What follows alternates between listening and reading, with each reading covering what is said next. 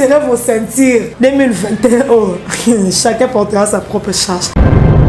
Makam. Oh, mon bangé. Atika YouTube na défaut. YouTube na défaut. Ah. Hey, hey, hey, hey, Yagabi, hey, Yagabi, Yagabi.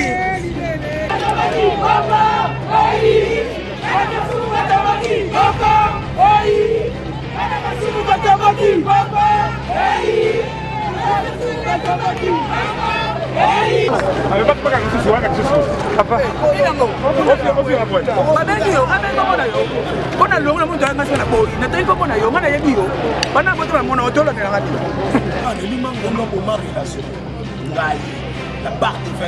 Quand elle fait film, il faut avoir ma bêtise. On va faire la chose. Jaloux, jaloux.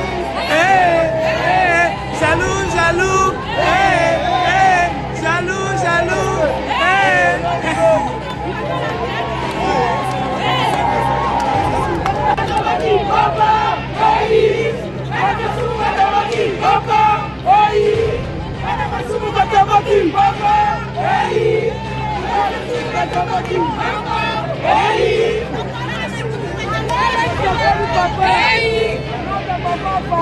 À parler quoi? Papa, il ne sait pas. Ah, mais je suis de la joie. Tu es de la joie? Immense.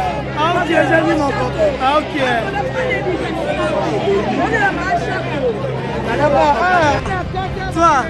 Toi. Hey, toi. Serrez vos ceintures. 2021, oh, chacun portera sa propre charge. Makam. Papa, maman, mwana, yo mutozana libandi lokola mutu aviva événement ya Hiroshima. Na yeli bino solution. Solution ezali na Edith Marcus Boutieu. Edith Marcus Boutieu a yeli biso ba produit traitant scapulaire pour hommes, femmes et enfants. Pour na kokolisa ba suki na biso ya muto. Les akaka na produit moko. Edith Marcus Boutieu azana ba produit lokola huile miracle 100% naturel. Après shampoing, pommade 100% naturel bio. Shampoing 100% naturel, eza ba produit 100% naturel. Pas de chimie na kati. Ezoteka ma partout dans le monde entier. Pour la livraison na biso plus 33 74 92 20 670. Edith Mpasi au zipili bandi na ngai na komi lokola leki ya Samso.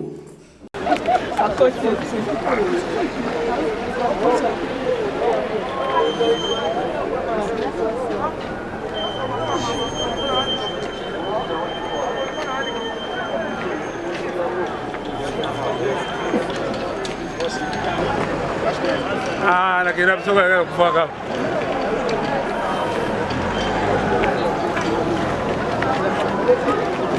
Bonjour monsieur. Non, on va la sac au paiement quoi? Saco. Bonjour président. Bonjour. Le président va tout tomber ma casse.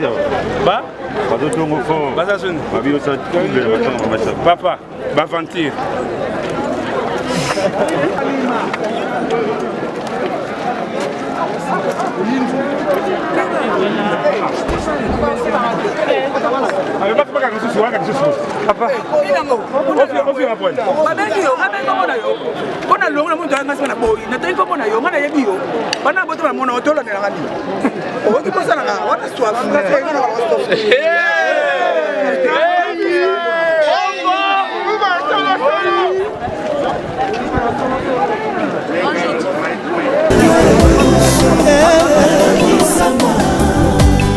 Kufaya soni pona ngae osikola ngai na mabena nalongisama na bomola ya libota na isala yele mwasi akendaka na ye etumba te o Dawidi akendaki etumba ya Goliate azonga na moto ya Goliate mosembela ye nzembo Yesu amatakini ekuluswe lokola kitana elonga yango nga na yembela ye nzema bolingo nini kokabona nga na bolingo ya Nzambe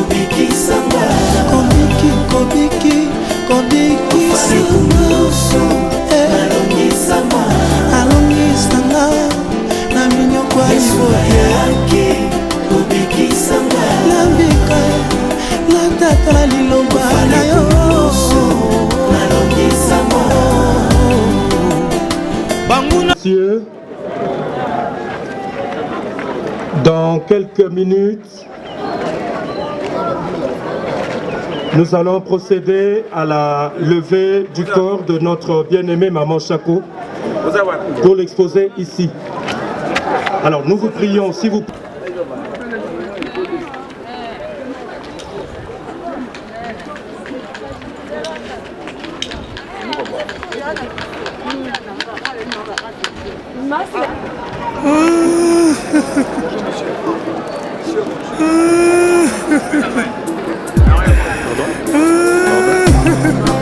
nalelaki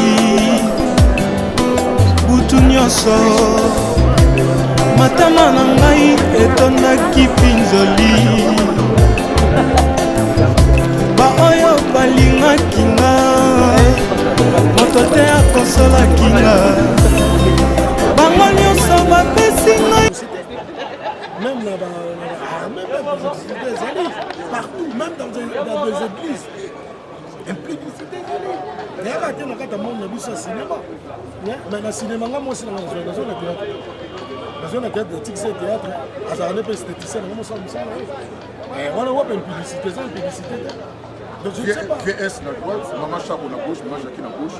Il y a un souvenir. Ah, souvenir les alliés de jouer dans Bango, de jouer dans Batoana mi-balé, mais Bango est tout flançon, il y a mais tellement artiste complet, compétent. Les nions quoi t'aimer l'imangano. On se comprend, l'imangano pour ma relation. La barre de 20, le camé. La bomba relation. Problème est la bomba relation. La bomba relation, ngabata batu ba lobby na Colombate. Ngata ba lobby na bomi eloko. Problème est ça. Yo mutu lobby na bomi eloko, no yo lukanga ite. Yo lukanga te kwa. Na bomi eloko te. Mabe moko ya ba groupe na biso Kinshasa. Précisément Kinshasa to Chakolo. Précisément Kinshasa. Jamais mutu alongwa bien na ko. Même si nous t'habillons, c'est là l'eau. Amounion Kamabe. Amounion Kamabe. Vous comprenez? Il y a des gens qui ont mis le groupe à l'eau. Vous comprenez des arabes bongo. De ce qu'on a l'eau, amounion qui a se sentir les arabes dans l'eau. Il faut voir l'eau. Oui.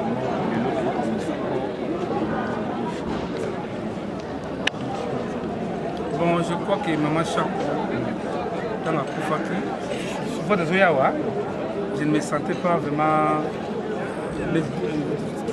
douloureux, mais quand elle est dans Tongo, dans le programme, dans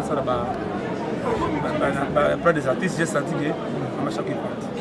Au monde, il y a un message dans Internet. L'Internet, c'est une façon facile de capter le message. Mais pour dénaturer le message de la vie, pour les finganaka, mais ici, de l'eau. Pour rendre mauvais service dans la vie, maman le sent. Pour rendre mauvais service à papa la vie, il y a des demandes. Vous faites parler des gens quand il faut finga. Il faut avoir des bêtises. Pour battre la vie. Mais bien on est pour tirer la bango, balle ou bêtises. Parce que mon étingaï, jamais ne doit nous la confier l'olivier. Toujours on a dénoncé. Si on a fait fondangaï, on va m'assumer on a dénoncé. Non, pour dénoncer pour finga. Il faut dénoncer. Mais Bango Baïnji facile, c'est que j'ai écouté, oh, pourcentage, parce que vous avez des preuves. Parce que des gens qui sont là, ils sont là, ils sont là, au cas où ils sont bilambo, ils sont comédiens. Pas Mango, pas Mango, ils sont bilambo. Jojo Anman, grand bon, ils sont là. D'abord, aider Bissota, maman, maman Bipendo, maman Pembe, les gens qui sont ensemble. Maman Bolingo, maman Linga, tous ensemble. Le bisou artiste, nous avons beaucoup de temps, maman Bissoté. Hein? Beaucoup de temps. Non, quoi la raison là, non, que expérience à micro et à télévision, il faut ça. Vous venez de maman à nos sens, aussi, à l'obéla et les camarades. Que mon papa m'a soumé. Donc, il y a 2 ans, à camarade, c'était. Ma soumé de Bela camarade, c'était. Ma soumé à l'Ibatou, parmi bateau, bateau, moli comédie à Congo. Mais sous façon que l'obéla, il faut quand même nous allons avoir des réserves. Même quand on a des choses pour faire le métier, moi, on a des réserves.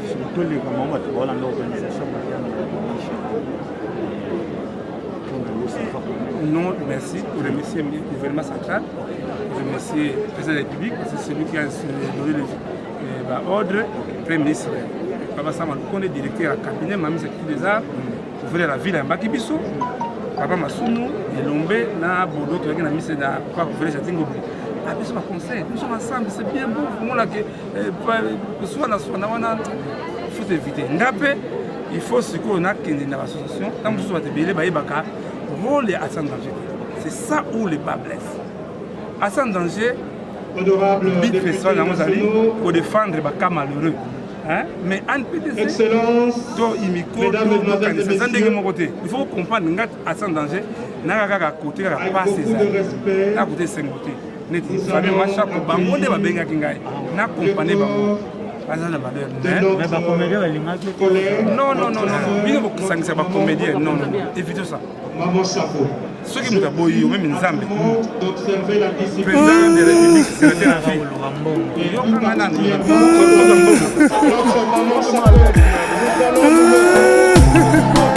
nalelaki butu nyonso matama na ngai etondaki mpinzoli baoyo balingaki nga moto te akonsolaki nga bango nyonso bapesi ngai mokongo mpe bakomi banguna na ngai nalalelaki butu nyonso na yo mesiya matama na ngai etunaki mpinzoli bao balobelaki baninga na ngai moko te akonsolaki nga bango nyonso apesi ngai mokongo mpe bakomi banguna na ngai kobikisa ngai na masumu kufa ya soni mpona ngai kosikola ngai na mabe na nalongisama na mbomolo ya libota na esala yele mwasi akendaka na ye etumba te dawidi akendaki etumba ya golia te azonga na moto agolia te mosembela ye nzembo yesu amataki liekuluswe lokola kitana elonga yango nga na yembela ye nzema bongo ilikokana na nga na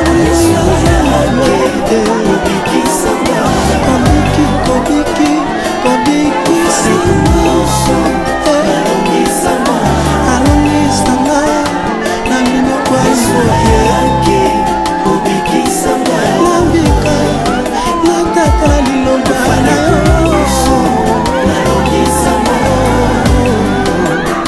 banguna na ngai nyonso bayoki pasi oyo elingai mpe basepeli ndenge yo nsiki yango eyela ngai tika ete mitema mabe na bango ebuta ebala yo esambisa bango lokolo osambisi ngai mpona mabe nanga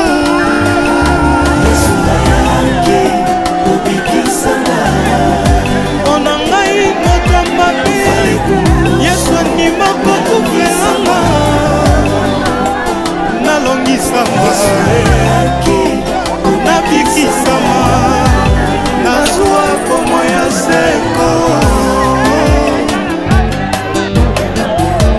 kolalanga libasi nyonso na kulusu ya mwana na nzambe akubisanga libela Mardi 15 juin 2021 à l'hôpital Achichi de la commune de Limete. Qui était Maman Chaco? De son vrai nom, comme je venais de le dire, Chaco Diala Anaendo Jackie Maman Chaco. Elle est née le 23 août 1958 à Lodja, dans la province de Sankuru, au centre de la République démocratique du Congo. Maman Chaco est l'une des dernières survivantes de la génération des femmes qui ont façonné l'histoire de cet art dramatique en RDC. Elle a fait ce premier pas dans le théâtre à l'âge de 14 ans et a suivi des études de secrétariat. Elle a commencé avec le théâtre au sein du groupe Mwangazo après le départ de M. Arthur Niembo, Mustapha et Mutombo Bouissi, d'heureuse mémoire. Elle a ensuite œuvré dans plusieurs troupes théâtrales, à savoir le groupe Mangobo en 1975, le groupe Nzoï et les Kurimaloba en 1986, le groupe Sans Souci d'Afrique en 1991, où elle a assumé la fonction de conseillère artistique. Femme dynamique, elle a créé son propre groupe dénommé Okapi d'abord et qui deviendra ensuite Académie des Stars et Ballets en 2006 et qu'elle va diriger durant ces 15 ans. Puis l'Académie des Stars et Ballets va devenir Académie des Stars internationale. Membre effective et active au sein de l'Association nationale du théâtre populaire et cinéma, ANTPC en sigle, elle était conseillère. Mais également, elle était membre et vice-présidente de la corporation Corfac. Maman Chako, comme vous pouvez calculer, elle a donc 48 ans de scène. Une vraie richesse et une source d'inspiration pour les jeunes artistes féminins qui, au lieu de muser sur leur talent, pensent se faire une notoriété en mettant en avant leur forme et en privilégiant les anti-valeurs en s'habillant de façon dénudée, ce qui était le contraire pour notre figure de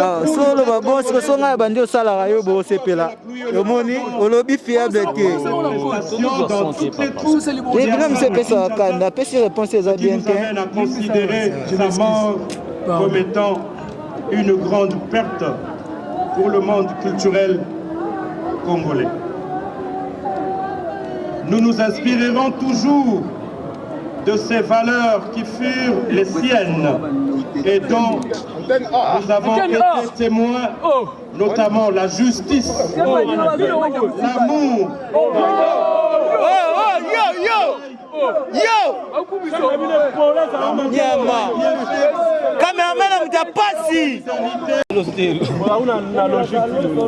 voilà donc en quelques lignes ce que nous pouvons retenir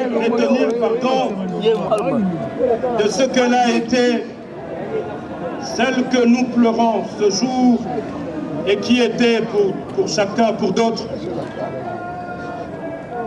une fille, nièce, grande sœur, petite sœur, tante, grand-mère, belle-sœur et amie. Que son âme repose dans la paix du Seigneur en attendant le retour glorieux du Christ, lui dont le Père agit sur nous au travers de ses voies insondables. Pour clore avec ce mot, nous ne pouvons que dire mille merci à Maman Chako et tous ensemble nous disons Bravo. Cousin, aidez un objectif, non? Est-ce qu'on peut applaudir très très fort pour la carrière, pour la vie?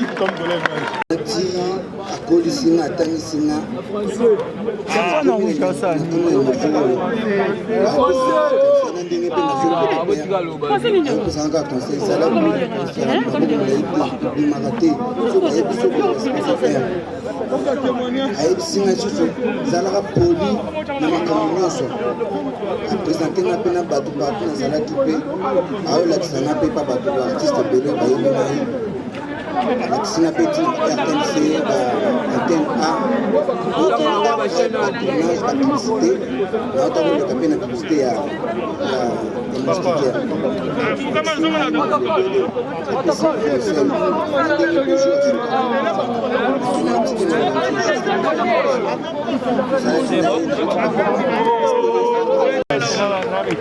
Merci beaucoup. Alors nous allons prendre une amie de Maman Chaco, à la personne de Maman Virginie Ndangele, qui est venue spécialement de l'Allemagne pour pleurer avec nous. Nous allons l'écouter.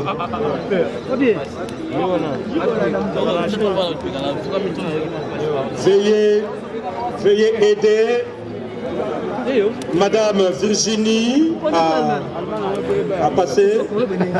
Voilà, elle est là. Nous allons écouter son témoignage. Protocole. Vous poussez.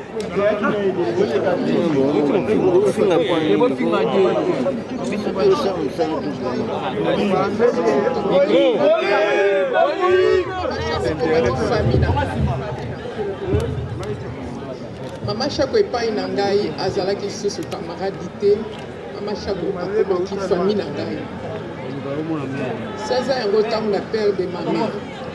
Mama Chaco aconseille ngai nazali komona ye neti ange na ngai.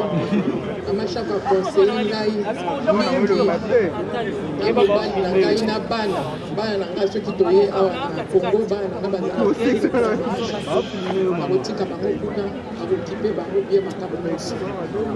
Mais na opesa témoignage moko jour mosusu tobimaki na Mama Chaco toyaki mwa retard na inza wana po tokende kolala mbala moko bakuluna bakolanda biso nga nakimi deja tokima te ngabi te nakimi nakomi na porte abi kokima te bana yango bapusani pembe na bino opesaka mashete wana nga sikoyo nazobanga ngai babambi Mama Chaco mateka opesaka bino bokolala Mama Chaco eza yo mama eza yo abotoli bana wana mashete bino nde bato bokende kolala nga na kolala te ali na vie na ngai mosusu moyen ya koloba ezali te donc atiki bana na ngai atiki bana na pasi surtout Julies nayebi awu tosala émission moko ya kolamba wa bana bamoni ndenge azolamba wana na beboka bandi babi tala sere na yo azotuta baviande na eboka mama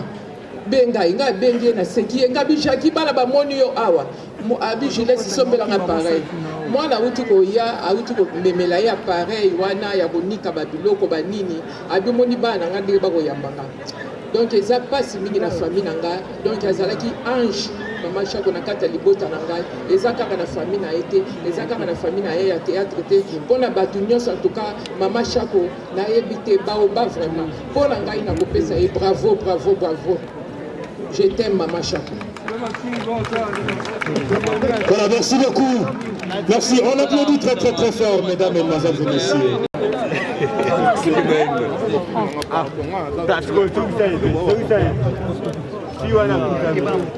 Ouais, Fanfa.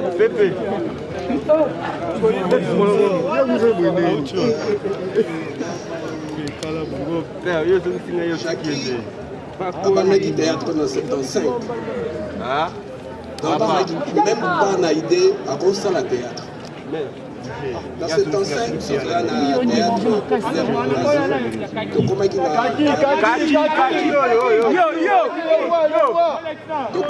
na parex ya bana basi tozalaki su na bafille te na kati ya groupe il fallait sikoyo toluka bana basi baya na kati ya groupe la pièce sur le beau, faut tomber sur le beau. Qui c'est le beau qu'on a fait?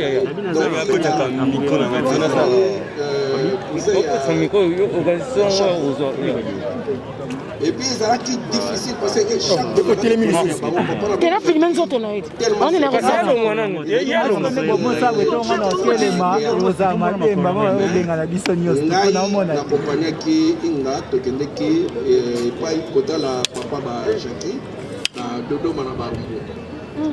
Il a essayé de convaincre papa, mais papa c'est difficile.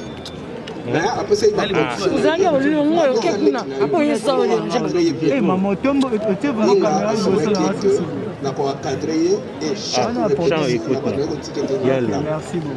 chaque répétition soit aussi ici, il y a mon gazo, tu as aucun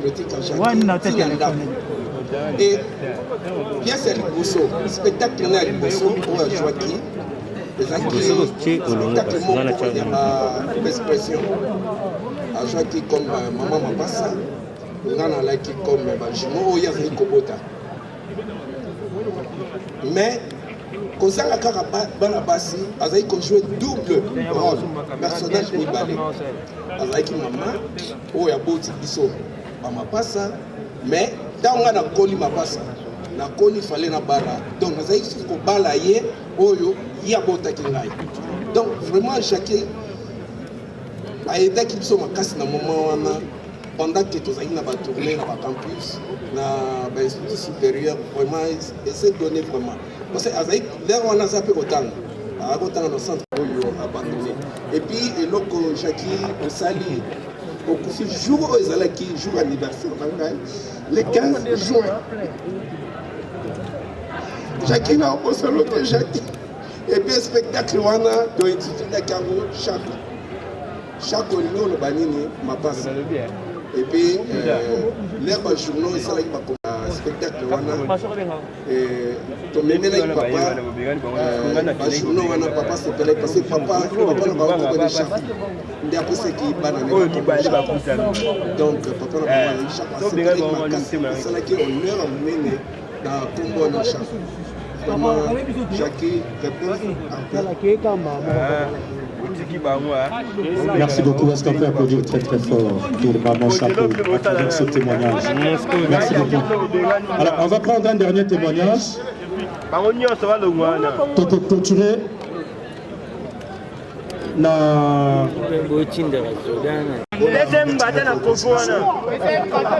témoignage au Nangina Sala.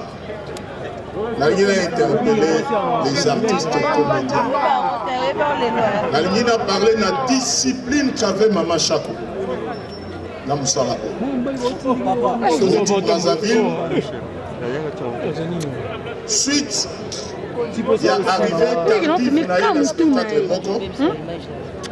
La suspendue à partir de Brazzaville. Artistique et financier au Nambo. Nakangi Nambongo naye. Elle était restée là-bas. Soumise. Jour il a levé à suspension naye.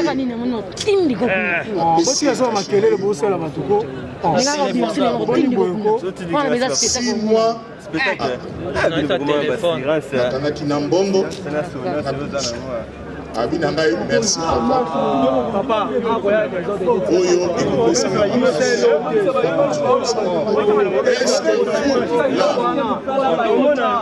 okokoka kosala eloko oyo atiki biso po ete lobi oyo amérité lelo sans l'ordre, sans la discipline na mosala na biso. Merci beaucoup, président Maman Chapeau, Maboko Makasi. On a en tant que Mongona Motetela.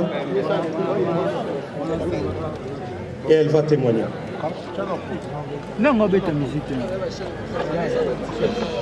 Chapeau, attends Nelly, attends la scène. Donc il est souki. Yo moko ebinde ni beloza, surtout kudani bisombali. Yo papa zo elo kinda kundeni. Ngabite no kotika na kende na ndako.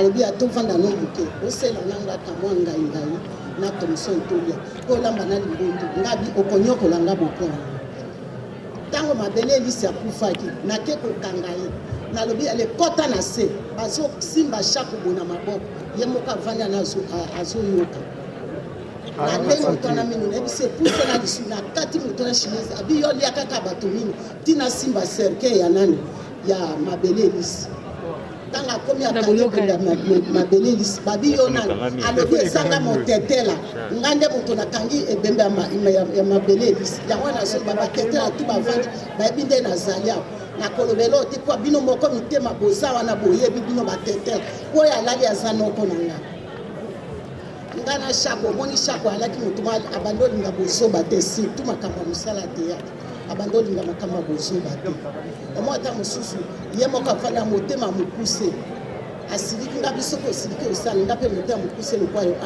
yo oza noko na nga lemisaka solo oza noko na nga olingi nafunda nga bi ofunda nga epana nga bibo likambo te tobandi ozala biso bien na bamabi pendu to etu tozala na problème moko eza te omonika basani soki eza place moko etutanaka nde tozalaki bomoko tobandi batiki mama shako te kolala kuna kovanda kozala na ye bien po baye bien fait na ye bino moko bozomona nde tozala papa mosusu azali na bato nyonso bayali wana epuis lisusu na remercie badélégation oyo eye pourquoi fondation Mireille bisalisi biso mama dami na remercie ye po batiki biso te merci mpe na remercie bino bajournaliste nyonso ata bajournaliste nyonso bandindiki na remercie bajournaliste nyonso bazali bapapa bodo baza nazokokoloba te po bozokomprendre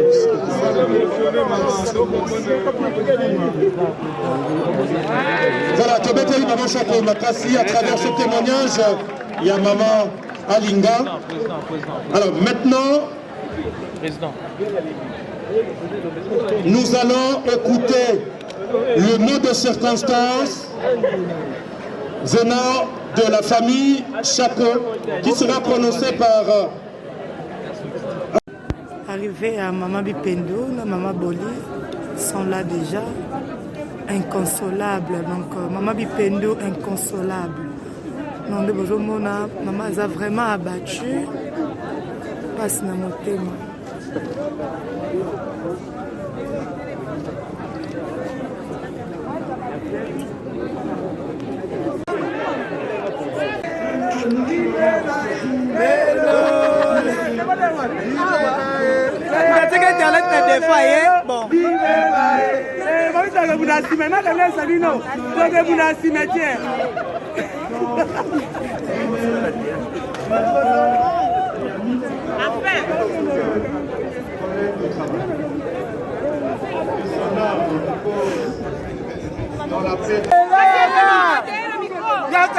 Yaka.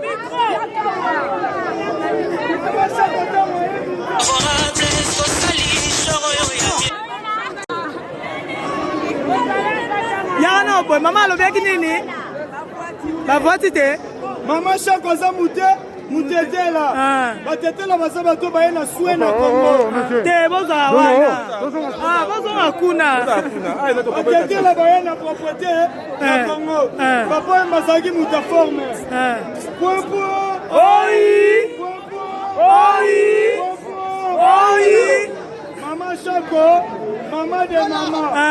Jipa Mashako. Mashako Rena. Jipa Mashako. Mashako mama.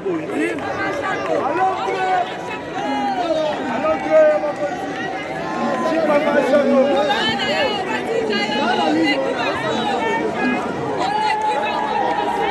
Jaloux. Jaloux.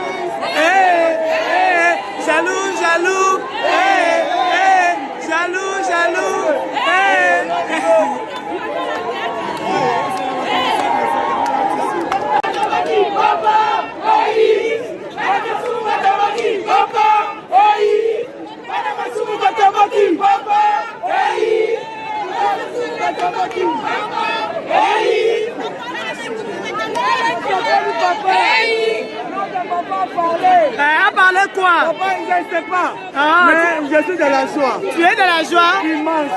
Ah, ok. J'ai vu mon papa. Ah, ok.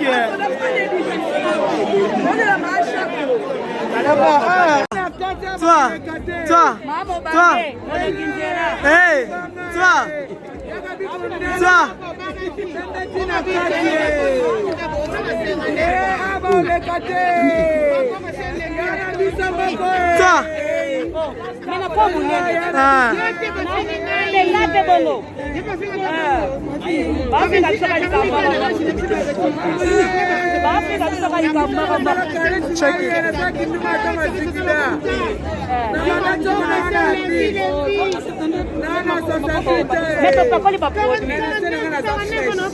Babi akabi maboko ne lembi, esi maboko akabi lembi.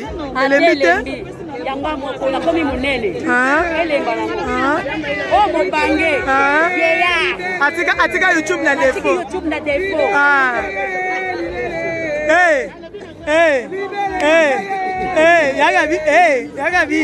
Yagabi.